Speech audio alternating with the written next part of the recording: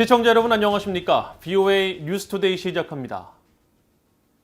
조 바이든 대통령이 제46대 미국 대통령으로 공식 취임해 본격적인 국정 운영을 시작했습니다. 바이든 대통령은 취임사를 통해 민주주의의 승리를 선언하고 통합을 호소했으며 동맹의 복원을 강조했습니다. 첫 소식 이조은 기자가 보도합니다. 조 바이든 대통령은 민주주의의 상징 워싱턴 DC 연방의사당 앞에서 대통령으로서의 충실한 임무를 다할 것을 선서했습니다. I, Joseph Robinette Biden Jr. do solemnly swear that I will faithfully execute the office of President of the United States office of President of the United States and will, to the best of my ability, preserve, protect, and defend the Constitution of the United States. 바이든 대통령은 취임사를 통해 이날은 역사와 희망의 날이며 민주주의가 이겼다고 말했습니다. We've learned again that democracy is precious. Democracy is fragile. And at this hour, my friends, democracy has prevailed. 바이든 대통령은 그러면서 자신은 모두의 대통령이 될 것이라고 밝히고 통합 없이는 평화도 없다며 단합을 강조했습니다. Uniting to fight the foes we face: anger, resentment and hatred, extremism, lawlessness, violence, disease, joblessness and hopelessness. With unity, we can do great things, important things. 대선 후보 당시부터 줄곧 강조해왔던 동맹과의 관계 회복 의지도 분명히 밝혔습니다. We will repair our alliances and engage with the world once again. Not to meet yesterday's challenges, but today's and tomorrow's challenges.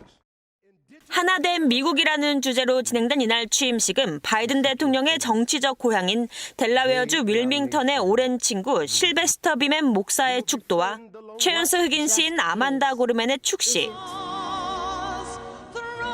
팝가수 레이디 가가의 미국 국가 재창 등으로 이뤄졌습니다. 바이든 대통령과 카말라 해리스 부통령 부부는 취임식 후 의장대 사회를 하고 이어 버락 오바마, 조지 W. 부시, 빌 클린턴 전직 대통령 부부와 함께 알링턴 국립묘지를 방문해 무명용사의 묘에 헌화했습니다. 바이든 대통령은 이어 방위군들의 호위를 받으며 백악관으로 이동하면서 신종 코로나 바이러스 방역 상황 속에 제한적으로 참여한 시민들과 인사를 나누는 약식 형태의 퍼레이드를 진행했습니다. 바이든 대통령은 취임식 직후 올린 첫 트위터 메시지를 통해 직면한 위기를 다루는 데 있어 낭비할 시간이 없다고 강조했습니다. 이날 취임식에는 전임 대통령으로 취임식에 참석해야 할 도널드 트럼프 전 대통령은 참석하지 않았고 마이크 펜스 전 부통령 내외가 자리를 함께했습니다. 트럼프 전 대통령은 취임식에 앞서 워싱턴 인근 앤드루스 공군 기지에서 고별 연설을 하고 자신의 리조트가 있는 플로리다로 출발했습니다. 이번 취임식은 코로나 바이러스 확산과 최근 의사당 난입 사건으로 인한 보안 강화로 규모가 대폭 축소됐고 오찬과 저녁 무도회 등도 생략됐으며 대신 TV쇼에 바이든 대통령과 해리스 부통령이 출연합니다.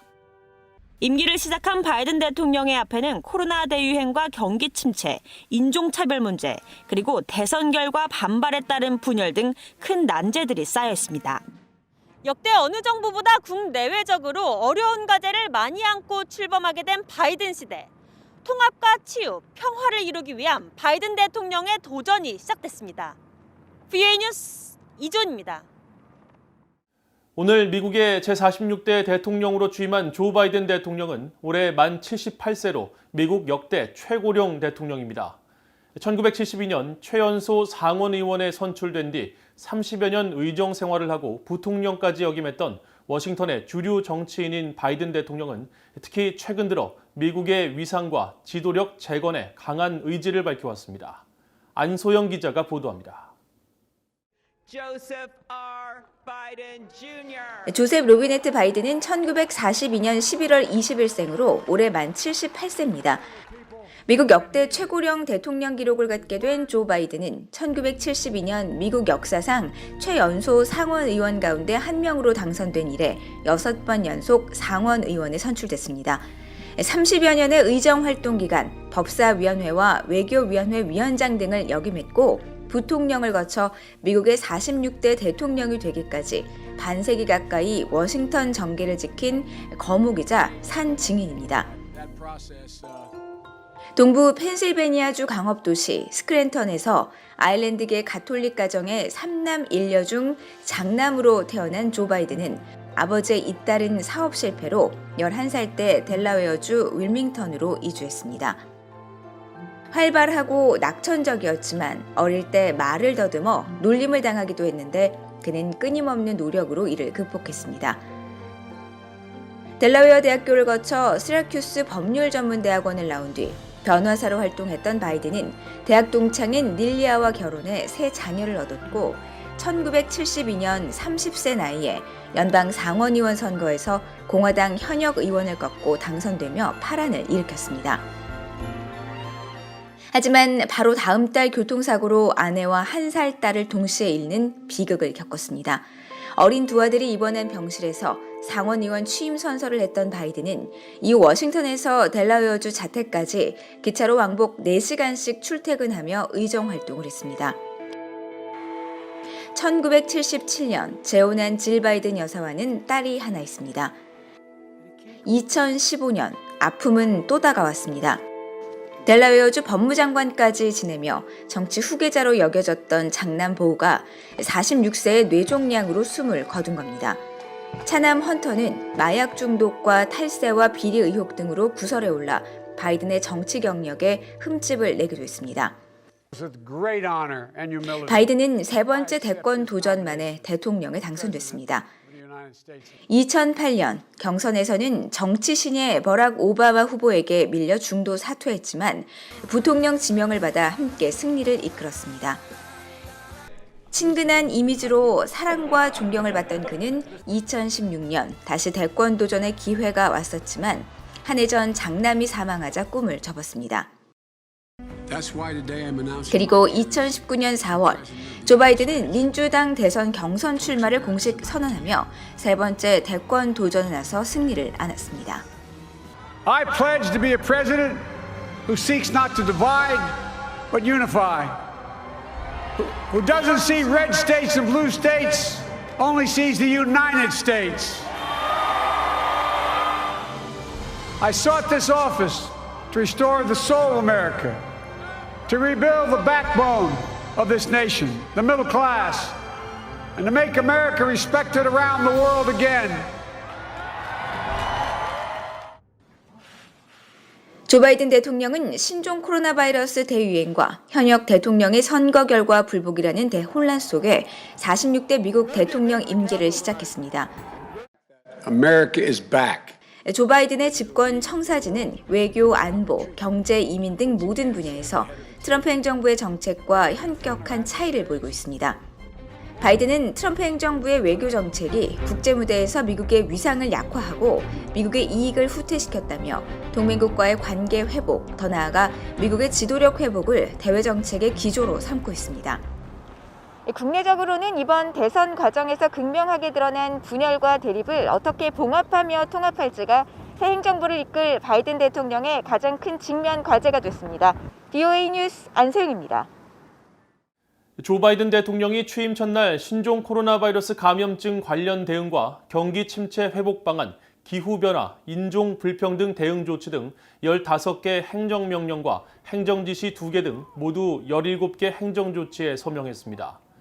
바이든 대통령은 20일 취임식 행사를 마친 뒤 백악관에 입성해 첫 업무로 이 같은 행정조치에 서명했으며 구체적으로 연방정부 관련 시설에서의 100일간 마스크 착용 의무화와 세입자 퇴거 압류 제한 조치 연장, 학자금 상환 유예를 비롯해 파리 기후변화 협약과 세계보건기구 WHO 재가입, 이슬람 국가에 적용된 입국 금지 철회, 어린이로 입국해 미등록 체류하는 드리머 구제 방안 등이 포함됐습니다. 바이든 대통령은 앞으로 열흘 동안 행정명령과 각서, 지시 등의 조치를 통해 트럼프 전 대통령의 정책과 다른 정책을 펼칠 것으로 알려졌습니다.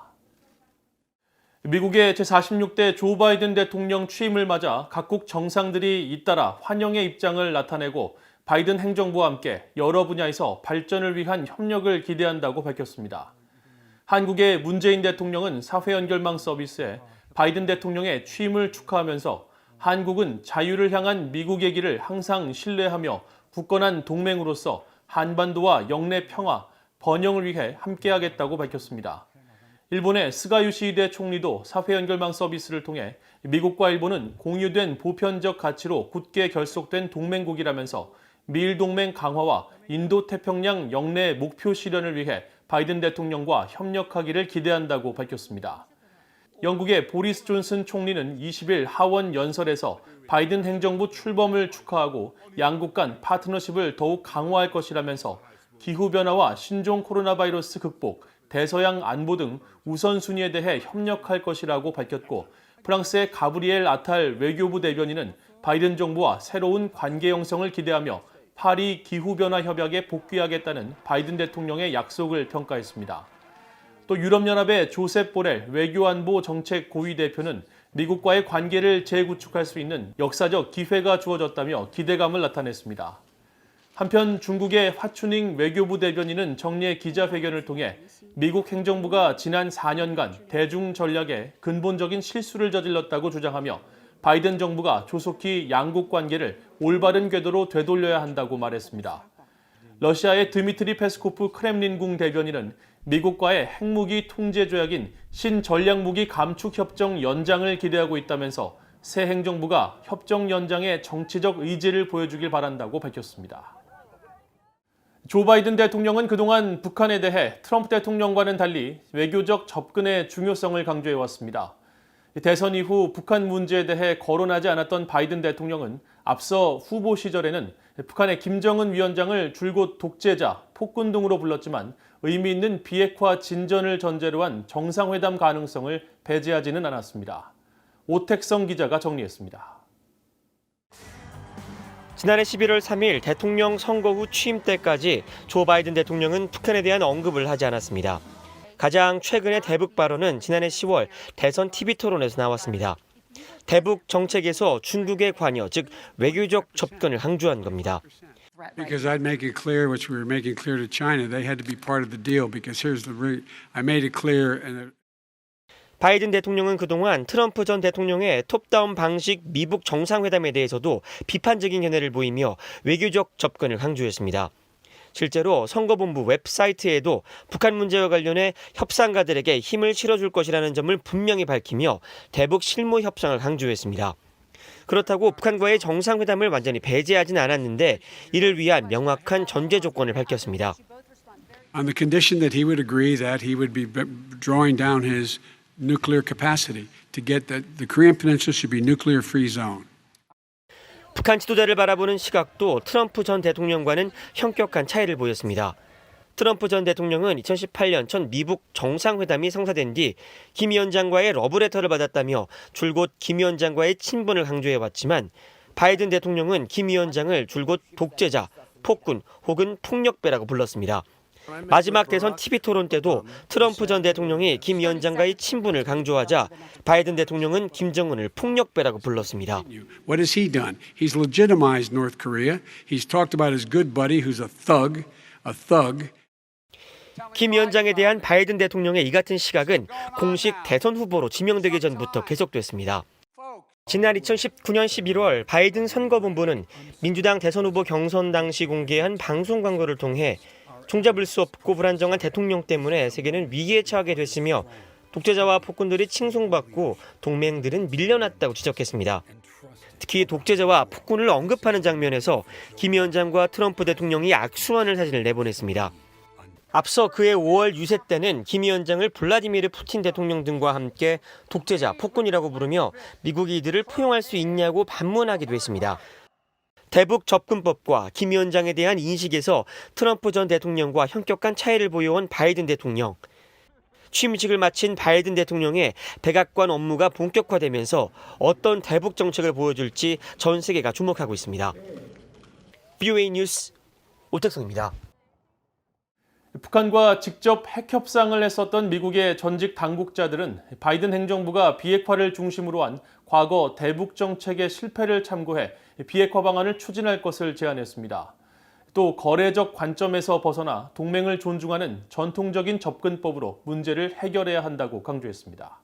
조은정 기자가 보도합니다. 1994년 북핵 1차 위기 당시 미북 제네바 기본 합의를 맺었던 로버트 갈루치 전 국무부 북핵 특사는 바이든 행정부가 트럼프나 오바마 행정부의 정책을 단순히 답습해서는 안 된다고 지적했습니다. 갈루치 특사는 그러면서 바이든 대통령이 북한 문제의 현황을 검토하고 동맹들과 협의해야 한다고 강조했습니다. The President-elect Biden will call for a policy review, reconsider where we are with Pyongyang, and consult with our allies. So in Tokyo, consult with our friends in Beijing, and then for some way of engaging the North Koreans, which is appealing to them as well. 2005년부터 2008년까지 북핵 육자회담 수석대표를 지낸 크리스토퍼 힐 전 국무부 동아태 담당 차관보도 견고한 정책 입안과 주변국과의 협력을 강조했습니다. 특히 북한은 모든 기회를 포착해 비핵화를 미루고 핵 보유국 지위를 인정받으려 하고 있다며 미국이 결코 북한을 핵 보유국으로 인정하지 않을 것이라는 점을 확실히 해야 한다면서 북한을 더욱 압박하는 동시에 유연한 다자적 접근법을 취해야 한다고 강조했습니다.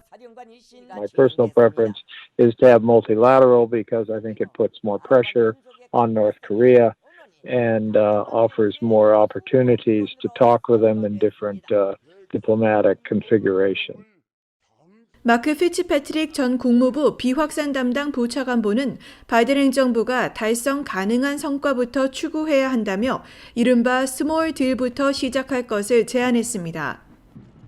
They should seek gains that they can. They should realize that North Korea will not denuclearize anytime soon, but that it may be able to persuade North Korea to limit its nuclear and missile development, to stop producing fissile material, to close down Yongbyon as North Korea said it would do. 브래들리 뱁슨 전 세계은행 고문은 북한의 경제 안보가 중요하지만 경제 안보는 인도주의 지원과 제재 완화만으로는 달성할 수 없다고 지적했습니다. 그러면서 북한 경제의 국제사회 통합을 위해 북한 당국과 논의해야 하며 거시경제를 관장할 제도와 정책을 수립하고 국제통화기금 IMF 등의 국제기구의 기술적 조언을 받아야 한다고 강조했습니다. 인도태평양 지역 안보와 번영의 핵심 축 역할을 하는 미한 동맹을 복원하고 강화해야 한다는 제언도 이어졌습니다. 브루스 클링너 헤리티지 재단 선임 연구원은 방위비 분담금 협상이나 대북 정책 차이 등으로 경색된 미한 관계를 개선해야 한다고 지적했습니다. 또 이를 위한 가장 중요한 방법은 바이든 대통령이 공통된 가치와 원칙, 목표에 입각한 정통적인 동맹관으로 돌아가는 것이라고 강조했습니다. VOA 뉴스 조은정입니다. 20일 임기를 마친 해리 해리스 주한 미국 대사가 대사 임기 마지막 인사를 통해 조 바이든 대통령의 취임을 축하하고 한국에서의 생활을 회고했습니다. 해리스 대사는 이날 자신의 사회연결망 서비스에 주한 미국 대사로서 마지막 글을 남긴다면서 그동안 대사직을 수행할 수 있어 영광이었다고 말하고 제46대 대통령으로 취임한 바이든 대통령에게 축하 인사를 전한 뒤 신임 주한 미국 대사가 부임할 때까지 로버트 랩슨 주한 미국 대사 대리가 임무를 계속 이어나갈 것이라고 밝혔습니다. 해리스 대사는 또 별도의 글을 통해 지난해 6.25 한국전쟁 70주년 기념행사를 주관하고 판문점에서 열린 3차 미북 정상 간 만남 현장에 함께한 일 등을 대사 재임 중 가장 기억에 남는 일로 꼽았으며 비무장지대 DMZ 평화 트레일 걷기, 울릉도 방문 등은 한국에 있는 동안 해보지 못해 아쉬웠던 일로 꼽았습니다. 해리스 대사는 앞서 지난 13일 주한 미국 대사관 입장문을 통해 임기 종료를 발표하고 미한 관계는 한국전쟁을 통해 피로 맺어진 인연인 만큼 앞으로도 함께 진전을 이뤄나갈 것이라고 밝힌 바 있습니다. 미국의 니미츠급 핵추진 항공모함인 시어더워 루스벨트 전단이 일본 해상자위대와 합동 해상훈련을 실시하고 전투태세와 상호 운용성 등을 집중 점검했다고 미국 인도태평양 사령부가 밝혔습니다. 인도태평양 사령부는 19일 보도자료를 통해 핵추진 시어더워 루스벨트 항공모함을 비롯해 이지스 탄도미사일 방어 시스템 장비가 장착된 해군 구축함 존 피노, 공격용 토마호크를 탑재한 벙커1 순양함 등이 항모전단에 합류해 일본 해상자위대와 함께 지난 15일 양자 해상훈련에 참여했다고 전했습니다. 그러면서 양국은 전투태세와 전투력, 상호 운용성 향상을 통해 인도태평양 지역의 안보와 안정을 유지하고 영내 동맹국과 파트너 국가의 이익을 지원하기 위한 작전 수행 능력을 점검했다고 밝혔습니다. 이상으로 VOA 뉴스투데이를 모두 마칩니다. 시청해주신 여러분 고맙습니다.